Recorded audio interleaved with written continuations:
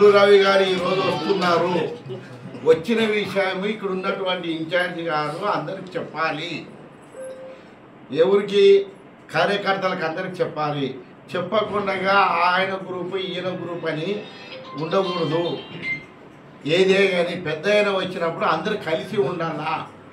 ఆయన అంటే నాకు అభిమానము. ఆయన ద్వారా నేను పాటలు చేయనైనా అభిమానం ఉన్నటువంటి వ్యక్తి వచ్చేది నాకు తెలియదు. మరి తెలియక ఇప్పుడు నేను మంత్రాలయం పోతున్నా అనుకోకుండా అబ్జర్వర్ వచ్చింది కాబట్టి నేను ఇక్కడికి రావడం జరిగింది. ఇక్కడ సరైన నాయకులు కలిసి ఉంటే మేమంతా కలిసి ఉంటాము కదా. కడుపు ఇచ్చుకుంటే బాగుండదు. వాళ్ళకు కూడా వివరిస్తున్నా. గౌరవ ఎంపీ గారు కూడా చెప్పడం జరిగింది. ఏదేమైనా సరే పార్టీ అంటే తల్లి లాంటిది.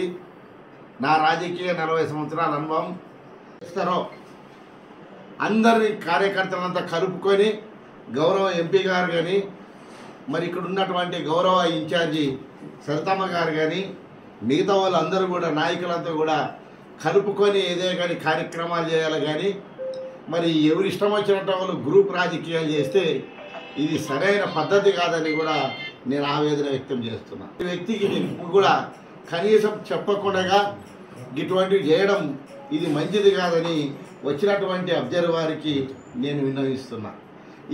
ఈ బాధలన్నీ ఈ అభివృద్ధి కార్యక్రమాలన్నీ కూడా మరి అబ్జర్వర్ గారు పార్టీ హైకమాండ్ దృష్టికి తీసుకెళ్లాలని కూడా నేను వారికి విజ్ఞప్తి చేస్తున్నా.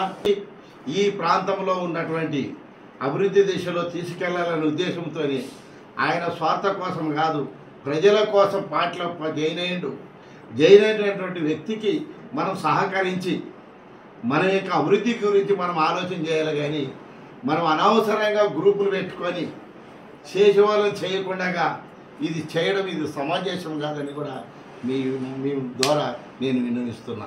మరిన్ని వీడియోస్ కోసం ఛానల్ ని సబ్స్క్రైబ్ చేయండి. లేటెస్ట్ అప్డేట్స్ కోసం వాట్సాప్ ఛానల్ ని ఫాలో అవ్వండి. అండ్ లింక్ డిస్క్రిప్షన్ లో ఉంది.